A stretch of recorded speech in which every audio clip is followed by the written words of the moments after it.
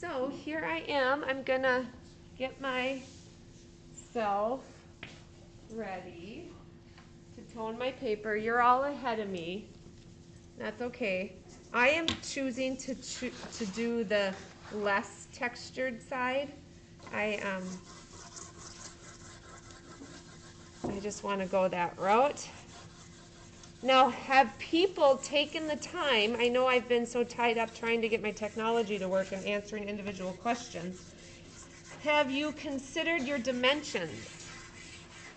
Because that's kind of one of the first, well, the first choice you're going to make is, do you create a portrait orientation drawing or a landscape? For me, mine is portrait, so that's why I have my paper in that direction.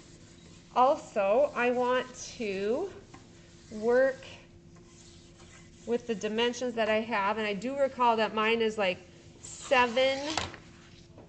It's like 7. Actually, it's, if I look at it, it's like 6 3/4 by 8 1/2. I'm going to grab a calculator because I'm going to make mine 1 1/2 times bigger. So let me walk you through that.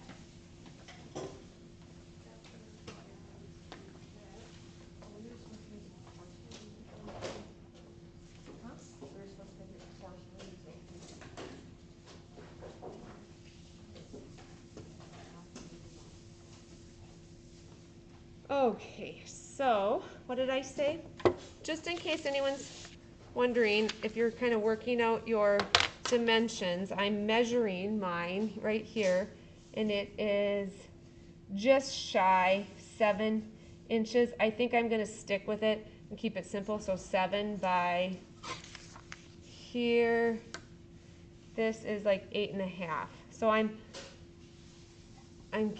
kind of rounding down or up just to get a little bit more of like a whole number versus doing anything super technical. So, and I said I want to make it, so I could draw this size, but I want to make it 1 1/2 times bigger. So I'm going to go 7 times 1.5, which gives me 10 1/2.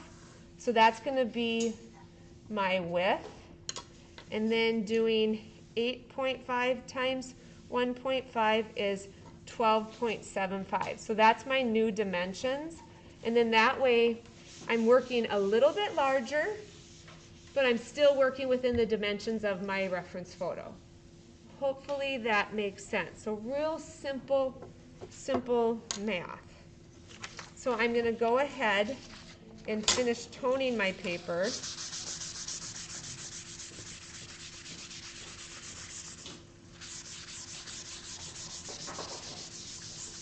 And then I'll put in my dimensions. I'll measure that out.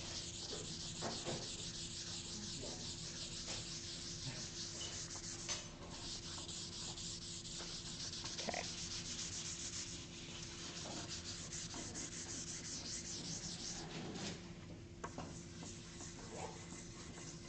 And hopefully you kind of are getting a visual feel. I want the tone of my paper to be real mid, so not too dark but not too light, so that when I do the subtractive method, what I lift up really stands out, pops out, so that I have a value range pretty quickly. All right, I'm liking that. All right, so I said 10 1/2, so I'm going to go ahead and kind of find the middle here to get that in. So 10 1/2. Does everybody remember that you don't want to do a ton of like marking out, planning, grid drawing with the charcoal pencil, because remember it's not easy to lift up. But I am going to do my just measuring my parameters here with it, but I won't put my grid in the middle. I'm going to use the vine charcoal for that. But I can use the charcoal pencil for now. And then it's 12.75. So I'm going to mark that at the bottom here. I'll do the same thing on the opposite side. All right, and then I'm gonna also measure out, where is that line? I lost it. Oh, it's right there. I'm gonna make it a little bit more obvious to see. Okay. Then I'm gonna go 10.5 again,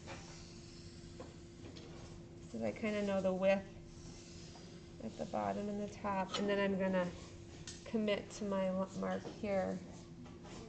Interesting. I need to bring that down even further.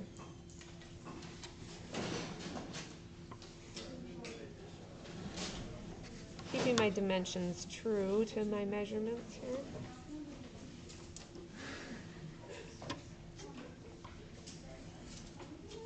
I'm doing multiple markings because then that allows me to have it be a little more accurate. Sometimes when you eyeball, you lose that accuracy. All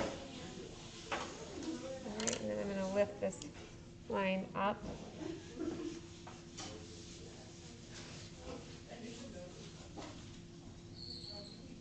And I'll have to retone that.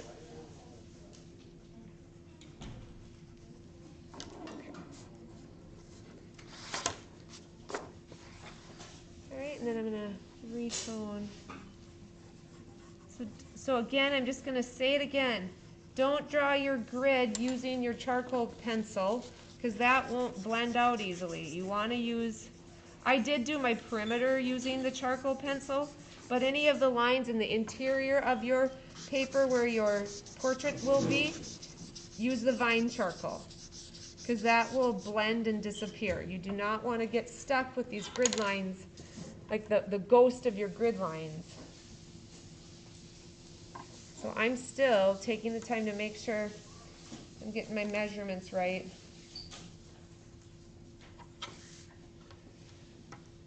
I want to also point out the importance of like toning your paper past your dimensions so that you don't have a tricky time trying to mat it. It's just nice to kind of bring your toning past the edge of your dimensions. Like right here, I'm a little like I need to tone more.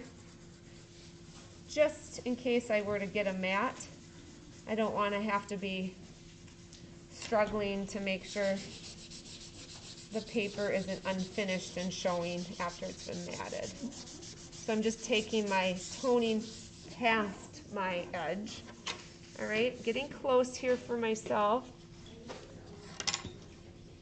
So this is, all right, so if I were to go like this.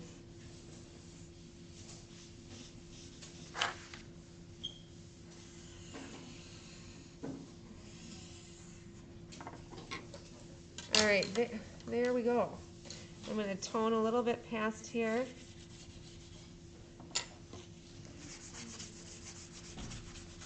Riley and Chloe, was it easy to go up there and print your images? The printer down. Oh, did it? But you did have success eventually. I'm just curious to know as I send students up. Okay, so I am only at the point here where I have my perimeter. You can see how I made it 1.5 times bigger. So you can see how much bigger that is. Like if I were to go with the actual dimensions, it would have been small, but I made it 1.5 times bigger so you can kind of see the difference that makes. Now I'm going to, using my vine charcoal, I'm going to just very loosely do the interior grid drawing. So I'm just going to find what is 10.5 divided by 3 is 3.5. So I'm just going to measure that with my vine charcoal, and then 7.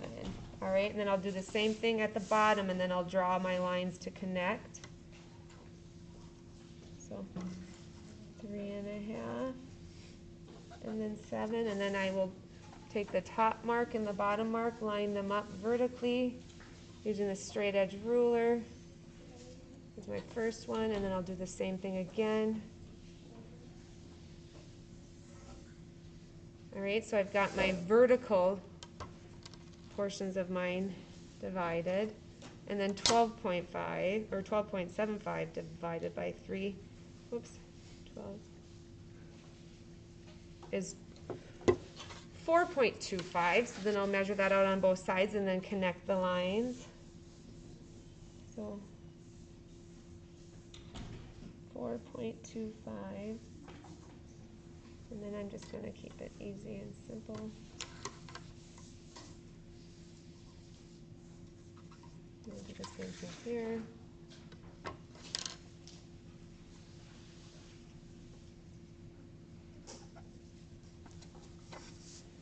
All right. Okay. So just prepping my picture plane like I'm doing is it takes plenty of time. And did you have success, Ben? Yeah. Okay, good. I'm just at this point where now I finally have my grid. All right.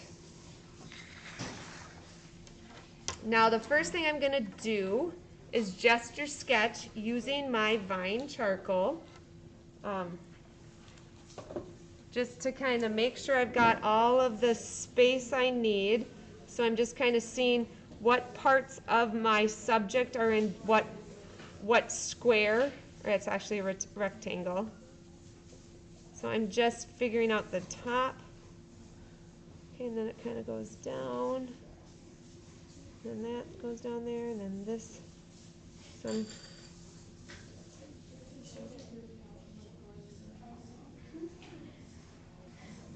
all right, getting the hair. I'm going to zoom in just a little bit so you can see my marks. I'll try to make them more visible. So I'm just figuring out where my hair goes in each of the rectangles. Then I'll go in and work on the structure of my face.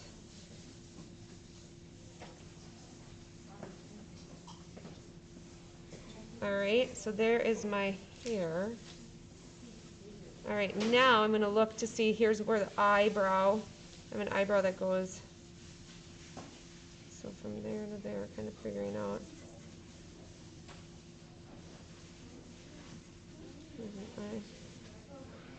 And then this one kind of goes. So this basic simple grid just kind of helps with proportions. Make sure you're keeping things in accurate places.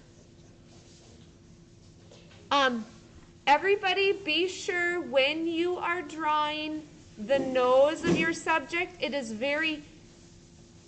so easy to make the nose longer than it should be. So I am paying attention right now as I'm drawing my nose to not make it longer than it actually is, and that's where this grid method is helping me to keep my proportions from, getting a little off.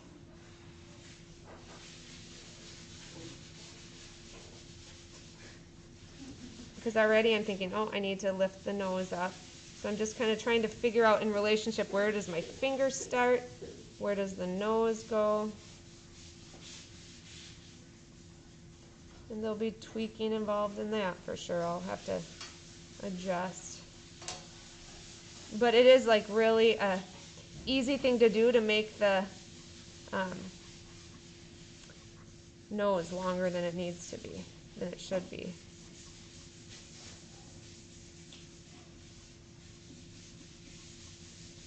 Pay attention to where you hold your hand so that you're not rubbing your drawing, rubbing your marks away. All right, kind of just figuring out where I want the mouth and the eye. All right.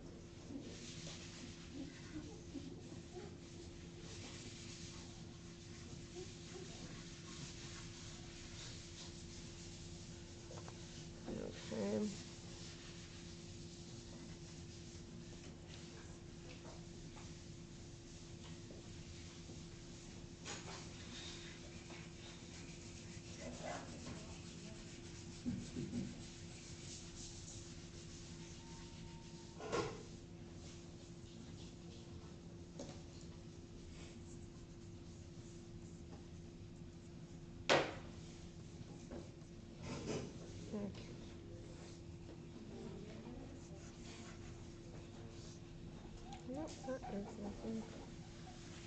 That was that, and then there.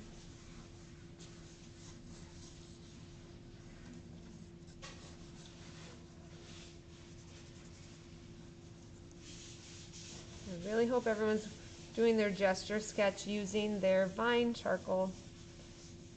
That's the one you should be working with.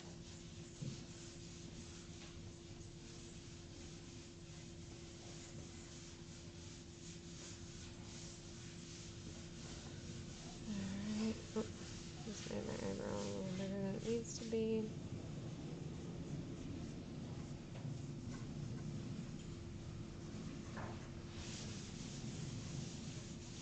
Nice job, guys.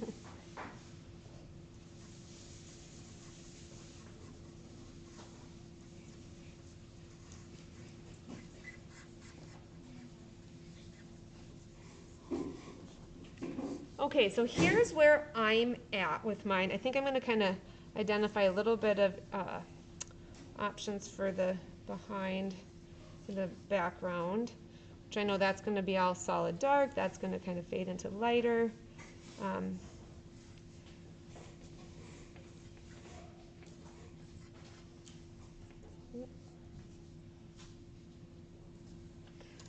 So here's where I'm at with mine if you want to take a peek. If you get to this point, so we have 40 minutes left of class. I feel confident that most people can get to this place. I just wanted to kind of make this as like a point where if you're just getting set up, I mean, this would be a good place. Like if everyone can get to this spot by the end of the block, I'm going to count that like we're on track. But I wanted to just draw that attention because the next thing I'm going to do is I'm going to use my kneaded eraser to then pull up the highlights. So this is kind of like the next step. So Vine charcoal first for the contour outline, kind of proportions, perspective.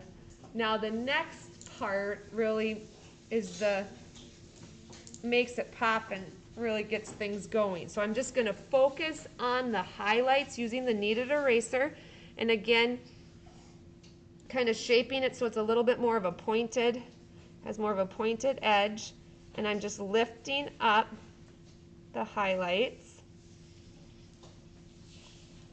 A lot of times when I'm lifting up with the kneaded eraser, I will use kind of more of a circular motion to slowly shape that highlight for whatever reason that physically makes sense to me. So I am starting to lose a little bit of my grid, but that's okay. We don't want to keep it in the drawing, in the composition. So I am thinking like a sculptor, and I am carving out those highlights so that it should start to have a little bit more of that three-dimensional appearance.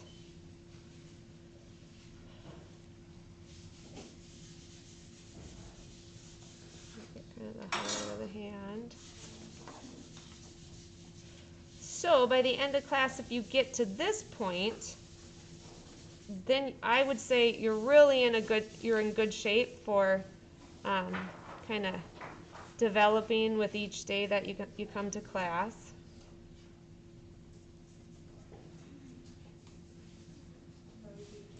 Right now I'm going to hit some of the highlight. And don't forget, like, you can turn your drawing. You can move it around.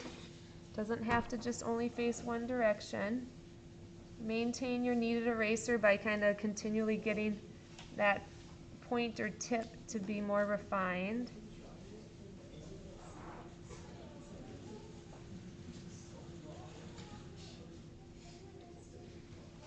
Kind of hitting some of these highlights that are happening. There we have.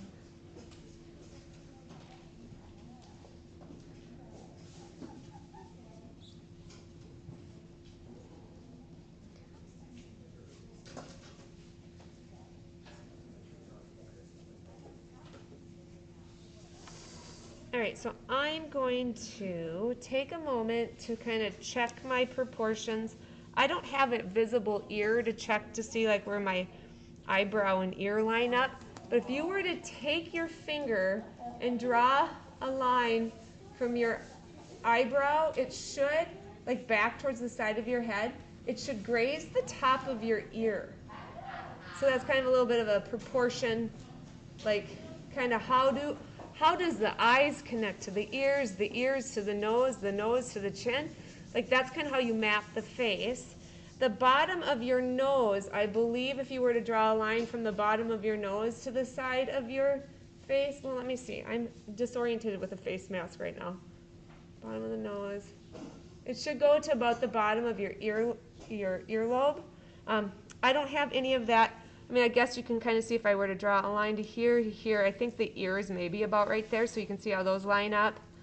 So just kind of making some reference to how different parts of your face kind of line up with like the ears, the nose, the chin. Now I'm switching modes and I'm using my blending stick because I just want to pay attention to some of the subtle values, those midtones, just kind of putting them in place in my portrait. So I went from the kneaded eraser to the blending stick because I'm just working on some of those mid point values that aren't the highlight, they aren't the dark value, they're those values in between. I'm kind of paying attention to the contour lines. All right, there's some subtle, I have more of a furrowed brow, so I'm wanting to kind of create some of that darker value. Blending. I really truly, when I draw with charcoal like this, especially with like a value study, it really is like, think of like you're like a sculptor carving into clay. Like your marks that you're, you know, kind of making those suggested contours. All right, and now I'm going back to my kneaded eraser to hit up some highlights to shape my eyebrow more.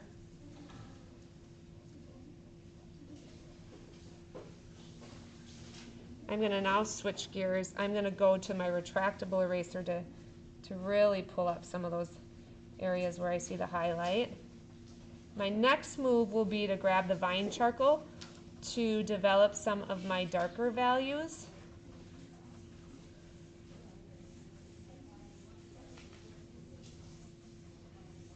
I'm going to get my eye pop in a little bit.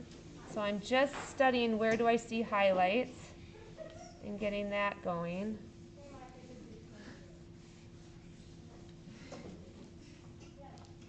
All right.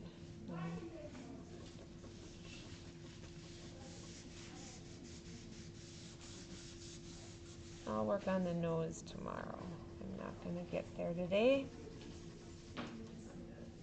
Going back to my blending stick for those mid-tone values. Got a little bit happening there. Grabbing my kneaded eraser. Going to kind of round my cheek off. All right. I think maybe I'll do a little bit. Again, remember, if you are finding yourself dragging your hand across your paper that you need to set your hand down, putting a paper towel down and, you know, and gently kind of just placing your hand on the drawing helps protect it. So you do have to be physically mindful of where you're placing your hands on your drawing. All right, we have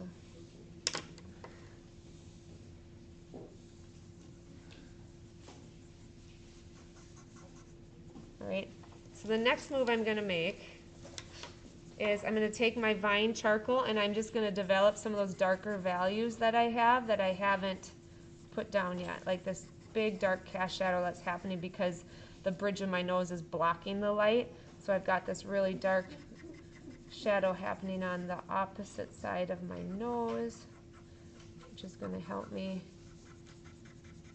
kind of find my orientation. Looking for that. All right, and then I'm going to need to develop those fingers. Okay.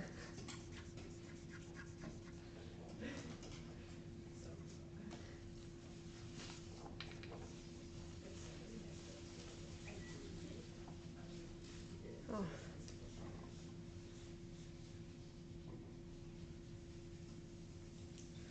All right.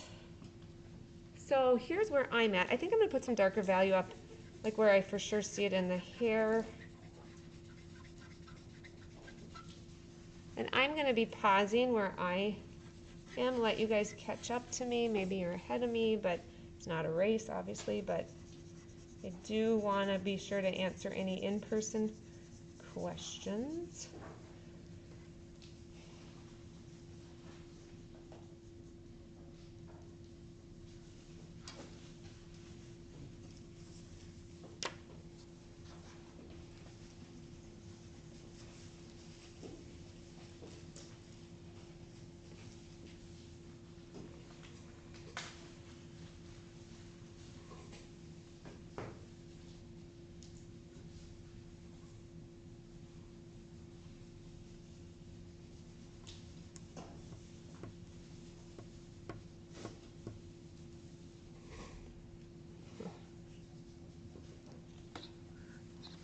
All right, so this is where I'm gonna leave off. And it definitely doesn't have my eyes or my nose yet, but it definitely does have a range of value. So stay tuned.